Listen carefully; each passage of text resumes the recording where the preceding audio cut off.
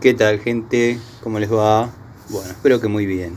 Nuevo video de Siciliano en su taller, obviamente desde un domicilio, haciendo un service. Como siempre, una de estas pequeñas que deja de funcionar. Bueno, la clienta me llama, que hace un día que está sin agua, así que bueno. Llegué después de terminar otras cuestiones.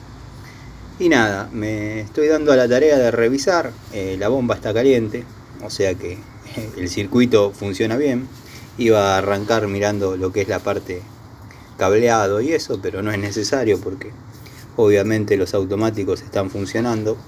Así que nada, olor a quemado no se siente, la temperatura del motor es elevada, está caliente, pero bueno, posiblemente se pueda salvar. Así que voy a intentar girarlo. Esto seguramente cuando llamó el automático estaba agarrado. A veces se agarran las periféricas, sobre todo cuando por ahí pasa un periodo de tiempo que no gira. Pero bueno, la parte de cableado está bien. Como dije, voy a tratar de salvarla, si no va a haber que comprar otra. Y esta es la parte que le gusta a Sombrerito Pan Triste. Mira, Pan Triste, ideal para vos.